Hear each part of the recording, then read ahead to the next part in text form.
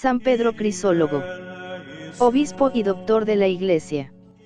406 a 450. Obispo de Erebene. Crisólogo significa palabra de oro. 30 de julio. San Pedro Crisólogo ocupa un puesto en esa noble academia de los doctores de la Iglesia.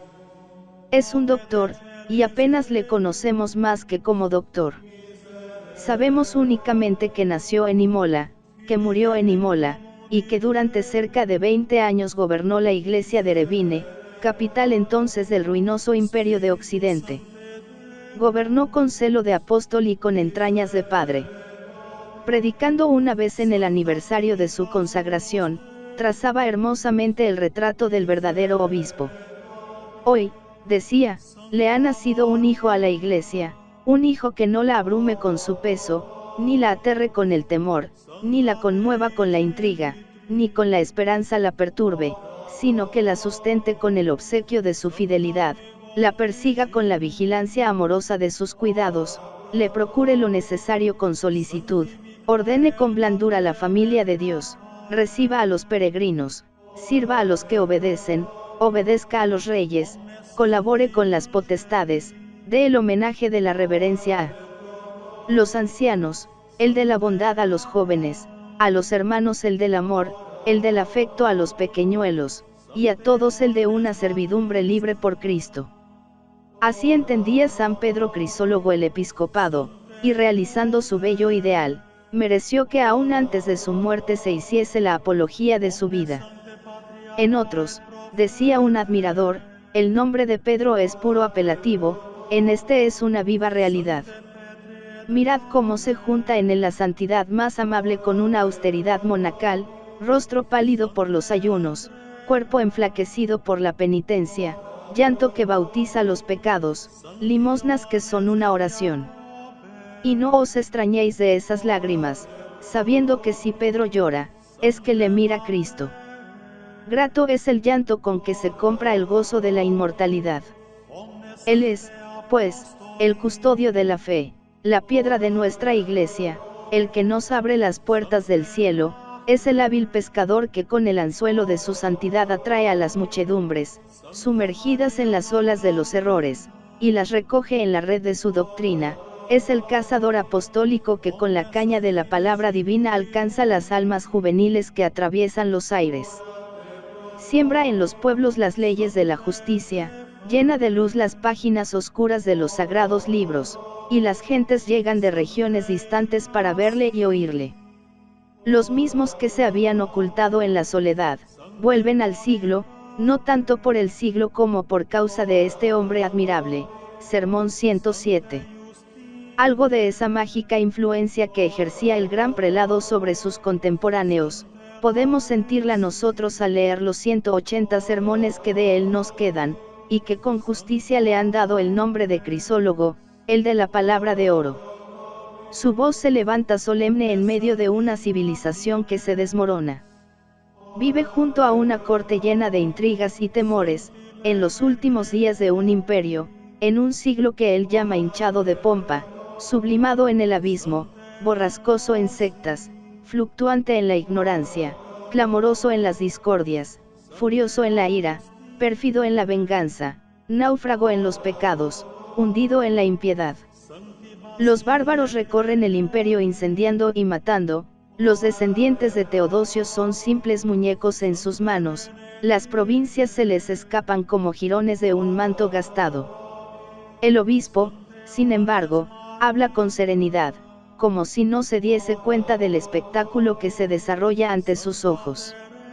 Cuando otros anuncian el fin de los tiempos, él parece entrever la nueva organización social, el triunfo definitivo de Cristo. En su elocuencia no relumbran las espadas de los godos, ni tiembla el charrasco de los escudos, ni repercuten los llantos paletinos.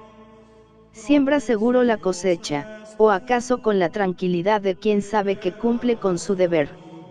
Los pasados vivieron para nosotros, dice estoicamente, nosotros, para los venideros, nadie para sí. Las gentes se aglomeran, se sofocan y se pegan por oírle. Un sermón suyo empieza con estas palabras: Largo tiempo he callado mientras duraban los calores, para que no me echasen la culpa de arders y enfermedades que pudieran originarse de la presión de las gentes, sedientas de escucharme, pero como el otoño va templando el ambiente, podemos coger de nuevo el hilo de la palabra divina. Es la palabra divina la que anima los discursos de este gran orador, comenta los milagros evangélicos, explica las parábolas, ensalza la resistencia de los mártires, y, dirigiéndose a los catecúmenos, su vida, su gloria, su salud, desenvuelve la doctrina del símbolo y del Padre Nuestro. No es la suya una palabra dogmática, como la de San León, su contemporáneo, ni tiene un periodo tan rítmico y estudiado, pero es más ágil, más afectiva, más popular. El pensamiento delicado y profundo relampaguea constantemente en su voz, pero es un pensamiento que sale empapado en sangre caliente. Las siguientes ideas derramadas en su comentario de la parábola del hijo pródigo pueden servir de ejemplo de su estilo. Sin el padre, el capital desnuda al hijo, no le enriquece, le arranca al regazo materno, le arroja de su casa, le saca de su tierra, le despoja de la fama, le quita la castidad. Nada queda ni de la vida, ni de las costumbres, ni de la piedad, ni de la libertad, ni de la gloria. El ciudadano se convierte en peregrino, el hijo en mercenario, el rico en pobre, el libre en esclavo. El que se desdeñó de acatar la santa piedad, se junta a una piara inmunda. En el Padre es donde se encuentra la dulce condición, la servidumbre libre, la seguridad absoluta, el temor alegre, el blando castigo, la rica pobreza y la posesión segura. Pero el desertor del amor, el tránsfuga de la piedad, es destinado a servir a los puercos, a ser manchado y pisoteado por los puercos, para que sepa cuán amargo, cuán miserable es dejar la bienaventuranza del abrigo paterno. San Pedro Crisólogo, obispo y doctor de la Iglesia. Así habla Pedro Crisólogo, comenta, exhorta, analiza. No le gusta discutir, ni se irrita, ni gesticula buscando efectos dramáticos. Su frase es rápida, nerviosa y llena de vida y movimiento. Tiene algunas alusiones a la herejía arriana y eutiquiana, pero pocas. No quiere intranquilizar los ánimos sin necesidad, le basta con exponer la buena doctrina en toda su pureza. En puntos de ortodoxia, tiene un seguro criterio de verdad, la adhesión a la cátedra apostólica.